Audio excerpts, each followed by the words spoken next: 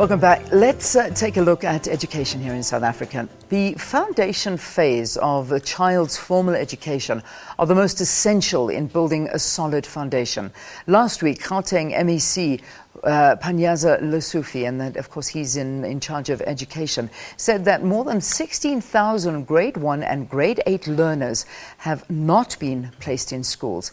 This is due to late applications, lack of space and relocations. For more on this, we are joined by Seipati Masitenyane, and she is, of course, somebody that has a very, very keen interest in education and did a lot of research into it. Good to have you here on Morning Live. Thanks so much for being our guest. Thank you, Leanne. Thanks for the invite. I know that you've specialized in education in terms of doing a master's in studying the state of education here in South Africa. And we look at the situation we're in right now. How do we get to this position? 20,000 children still on waiting lists around schools in Gauteng. What do you think is leading to something like this? I think, Leanne, the most important thing is to be able to understand the context within we're operating in. So the school system does not operate in a vacuum. So it's within an environment where political, economic, environmental, social, as well as technological factors impact at the micro level. At the micro level, we're looking at things like school management system, we're looking at systems and processes, we're looking at things like the stakeholders. So different stakeholders have different stakes in the schooling system itself. So looking at Gauteng, for instance, it's the smallest geographically, but it's the second most populous. So we have an influx of people coming into the province for better opportunities, and that partly alludes to the problem that we have, where people are just coming into the province, and time-wise, sometimes it's not just the best of times when they come into the province. So 16,000, it's quite a high number. But that said, I think, as the Minister of Education stated, it is showing that there's confidence in the province. But in my research papers, one of the things that I alluded to is that if we can start getting pockets of excellence outside of the Gauteng province, then we can sort of start spreading, the dynamic and the challenge that we're facing as Gauteng. It's almost as if you cannot have the burden on just one province. Yes. And I think having a waiting list, as we're looking at here in Gauteng, I mean, 16,000, whatever the number may be, it cannot handle that amount. Yep. And that's something that we're realizing. But surely there's research that's done prior to all of this by the Gauteng government to have a look and see, how many people are in the province that are going to be applying for schools. Do we have enough? Are we going to be able to cater for them? What went wrong there, in your opinion?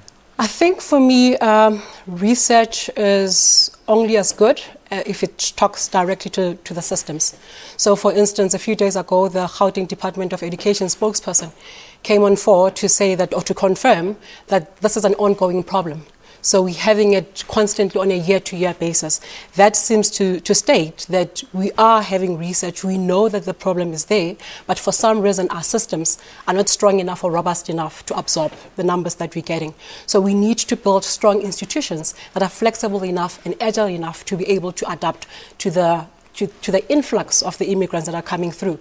And I think the pace of immigration far outweighs the pace at which the systems are turning. Yeah. So our government is moving. We have a very dynamic leader who has a vision, who knows where he wants to head, and it's about just turning that ship quickly enough in order to absorb such crises or such challenges. But the biggest thing for me is really building strong institutions. So we need to start at the foundations. When you talk of a dynamic leader, are you talking about our Gauteng MEC for Education? Yes, I am. And he really is. I mean, he's a very, very passionate man, and he's got some great ideas. But I suppose sometimes, it's difficult to bring these ideas and things into fruition when some things are beyond your control. But there are a lot of promises on the table, and one of the promises is that these school children, or these children, will be placed in schools by the end of the month.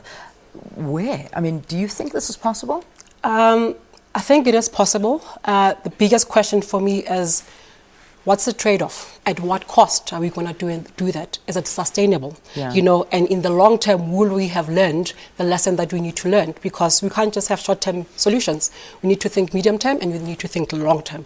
So for me, we need to have that pipeline where we start thinking about things strategically, and we need to have three things in place. We need to have fit, we need to have alignment, and we need to have congruence as well. So it's good enough that we'll place these ones at the end of the month, but what then? If the same problem pops up next year, are we ready? Are we get up for it? Are we improving as we get these challenges and we learn how to do things? And the other dynamic is, where are they going to be placed? Yeah. There's a simple issue of distance. Are these kids going to be close enough to their homes? Will they have to be ferried, 20 kilometers, 10 kilometers away from so there's dynamics that have to be thought through. So this is why we need to think about building strong institutions so that we build sustainable solutions going forward. Yeah, well, it's the reality. I mean, these kids are already missing school. Yep. It's a vital time, and besides all of that, we're seeing our pass rates declining. Yes. And in this day and age, you'd want to see them increasing annually, but they're not, and it's reasons like this that they're not. Just finally, before we let you go, I mean, having a look at our matric results that came out, and having done your masters and having a look at education, what did you think? What were your opinions? The biggest thing for me, Leanne, is that we need to start treating schools as brands. We need to have unique selling propositions. Schools need to have values. They need to have a promise that they live by.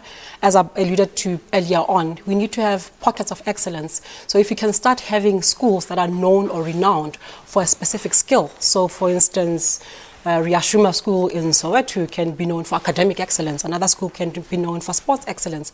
But before we have those pockets of excellence, and before we have schools that can live up to a brand and realize that there's a reputation to uphold, then we'll forever be, in this red race where we're trying to improve the quality of education and improve the marks. But the other thing as well, we need to make sure that there's a relationship between the teachers and the students. We need hungry students and we need passionate teachers. Indeed. All right. Thank you for talking to us here on the program.